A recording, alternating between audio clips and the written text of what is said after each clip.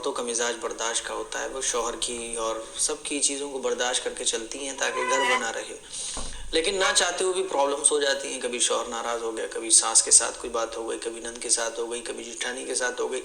Family میں جب combined فیملیوں میں اور یہ حالات آتے رہتے ہیں. تو آج جو میں دعا بتانے جا رہا ہوں وہ ہماری بہنوں کے لیے بہت ہی کام کی دعا ہے. اگر وہ اس دعا کا اہتمام کرنا شروع کر دیں تو انشاءاللہ گھر میں ساری چیزیں بہترین رہیں گی، پرابلمس نہیں ہوں گی، ٹینشنز کریٹ نہیں ہوں گی، اور کوئی بھی اختلافات ناچاکیاں گھر میں نہیں ہو سکتی. بنا ہوا رہے گا گھر، ایک دم گھر جو ہے آباد رہے گا، بنا ہوا رہے گا، خوشیاں والا گھر رہے گا. جیسا کہ آج ہر ایک کی ڈیزائر ہوتی ہے کہ بھائی گھر بہترین ہو، خوشیوں کا ماحول ہو، آپس کے اختلافات نہ ہو، لڑائی جھگڑے نہ ہو، ٹینشنز نہ ہو. انشاءاللہ یہ ساری چیزیں نہیں ہوں گی اگر ہماری بہنیں اس دعا کا اہتمام کر لیں.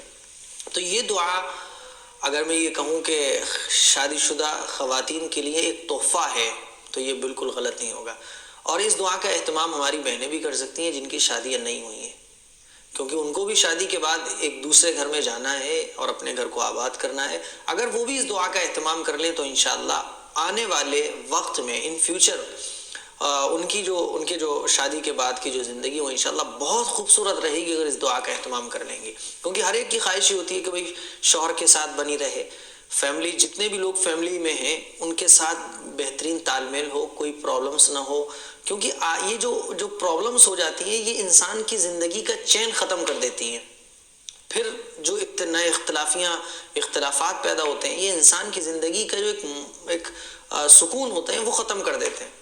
تو آج کی دعا بڑی خوبصورت ہے، بڑی کام کی دعا ہے ہماری بہنوں کے لیے، اور اس دعا کو ہماری وہ بہنیں بھی پڑھ سکتی ہیں جن کی بھی شادی نہیں ہوئی ہے. جب شادی ہوگی تو انشاءاللہ وہ بڑی خوبصورت زندگی گزاریں گی اس دعا پر اگر عمل کر لیں. اور وہ دعا کیا ہے؟ سورہ فرقان 19ویں پارے کی 73ویں آیت، ربنا هب لنا من ازواجنا وذرياتنا قرة اعین واجعلنا للمتقین اماما. یہ ایک آیت ہے. کیونکہ عورتیں ہماری بہنیں نماز تو پڑھتی ہیں، نماز پڑھنے کے بعد جو بھی نماز پڑھ رہی ہوں، چاہے فرض ہو، چاہے سنت ہو، چاہے نوافل پڑھ رہی ہوں، کوئی بھی نماز اگر پڑھ رہی ہیں تو آخر رکعت میں التحیات پڑھتے ہیں. التحیات پڑھنے کے بعد درود شریف پڑھتے ہیں. درود شریف پڑھنے کے بعد جو بھی دعائیں ربنا آتنا فی الدنیا اللہم انی ظلمت نفسی پڑھتے ہیں.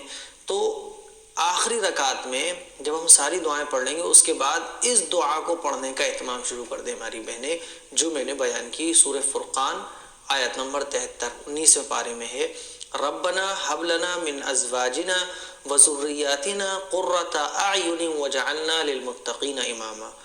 اس آیت کو ایک مرتبہ ہر نماز میں قاعدہ آخیرہ میں یعنی آخر رکعت میں درود شریف کے بعد جو دعا پڑھتے ہیں، کوئی بھی دعا ہم لوگ پڑھتے ہیں، ربنا آتنا پڑھتے ہیں، بہت سارے لوگ کچھ لوگ اللہم انی ظلمت نفسی پڑھتے ہیں، اس دعا کے بعد اس آیت کو پڑھنے کا اہتمام کر لیں ہر نماز میں، چاہے وہ فرض ہو، سنت ہو، نوافل ہو.